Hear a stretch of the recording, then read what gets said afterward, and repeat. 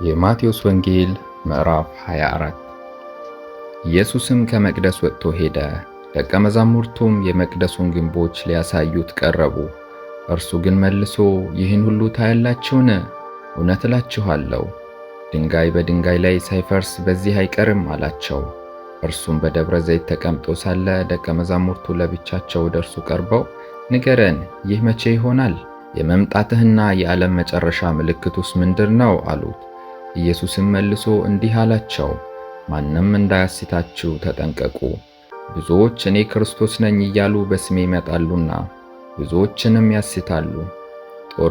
የጦርንም ወሬ ትሰሙ ዘንድ አላችሁ። ይህ ሊሆን ግድ ነውና ተጠበቁ፣ አትደንግጡ። ዳሩ ግን መጨረሻው ገና ነው። ሕዝብ በሕዝብ ላይ መንግሥትም በመንግሥት ላይ ይነሳልና፣ ራብም፣ ቸነፈርም፣ የምድርም መናወጥ በልዩ ልዩ ስፍራ ይሆናል። እነዚህም ሁሉ የምጣር መጀመሪያ ናቸው። በዚያን ጊዜ ለመከራ አሳልፈው ይሰጧችኋል፣ ይገድሏችሁማል። ስለ ስሜም በአሕዛብ ሁሉ የተጠላችሁ ትሆናላችሁ። በዚያን ጊዜ ብዙዎች ይሰናከላሉ፣ እርስ በርሳቸውም አሳልፈው ይሰጣጣሉ፣ እርስ በርሳቸውም ይጣላሉ። ብዙ ሐሰተኞች ነቢያትም ይነሳሉ፣ ብዙዎችንም ያስታሉ።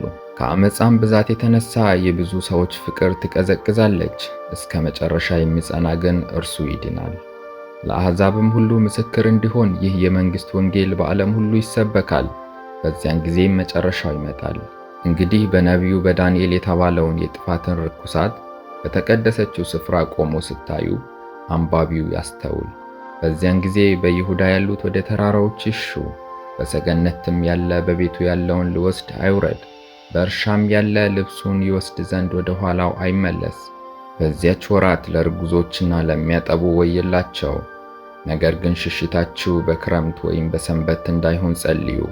በዚያን ጊዜ ከዓለም መጀመሪያ ጀምሮ እስከ ዛሬ ድረስ ያልሆነ እንዲህም ከቶ የማይሆን ታላቅ መከራ ይሆናልና። እነዚያ ቀኖችስ ባያጥሩ ሥጋ የለበሰ ሁሉ ባልዳነም ነበር።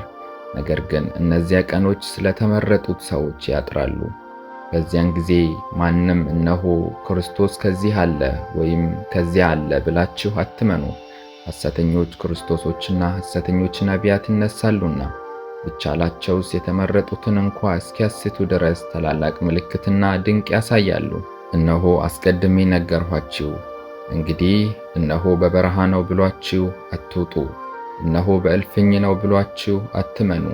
መብረቅ ከምሥራቅ ወጥቶ እስከ ምዕራብ እንደሚታይ የሰው ልጅ መምጣት እንዲሁ ይሆናልና። በድን ባለበት አሞራዎች ይሰበሰባሉ። ከዚያች ወራትም መከራ በኋላ ወዲያው ፀሐይ ይጨልማል፣ ጨረቃም ብርሃኗን አትሰጥም፣ ከዋክብትም ከሰማይ ይወድቃሉ፣ የሰማያትም ኃይላት ይናወጣሉ። በዚያን ጊዜም የሰው ልጅ ምልክት በሰማይ ይታያል። በዚያን ጊዜም የምድር ወገኖች ሁሉ ዋይ ዋይ ይላሉ። የሰው ልጅንም በኃይል በብዙ ክብር በሰማይ ደመና ሲመጣ ያዩታል። መላእክቱንም ከታላቅ መለከት ድምፅ ጋር ይልካቸዋል። ከሰማያትም ዳርቻ እስከ ዳርቻው ከአራቱ ነፋሳት ለእርሱ የተመረጡትን ይሰበስባሉ። ምሳሌውንም ከበለስ ተማሩ። ጫፏ ሲለሰልስ ቅጠሏም ሲያቆጠቁጥ ያን ጊዜ በጋ እንደቀረበ ታውቃላችሁ። እንዲሁ እናንተ ደግሞ ይህን ሁሉ ስታዩ በደጅ እንደቀረበ እወቁ። እውነት እላችኋለሁ ይህ ሁሉ እስኪሆን ድረስ ይህ ትውልድ አያልፍም። ሰማይና ምድር ያልፋሉ፣ ቃሌ ግን አያልፍም። ስለዚያች ቀንና ስለዚያች ሰዓት ግን ከአባት ብቻ በቀር የሰማይ መላእክትም ቢሆኑ ልጅም ቢሆን የሚያውቅ የለም። የኖህ ዘመን እንደነበረ የሰው ልጅ መምጣት እንዲሁ ይሆናልና። በዚያች ወራት ከጥፋት ውሃ በፊት ኖህ ወደ መርከብ እስከገባበት ቀን ድረስ ሲበሉና ሲጠጡ ሲያገቡና ሲጋቡም እንደነበሩ የጥፋት ውሃ መጥቶ ሁሉን እስከወሰደ ድረስ እንዳላወቁ የሰው ልጅ መምጣት ደግሞ እንዲሁ ይሆናል።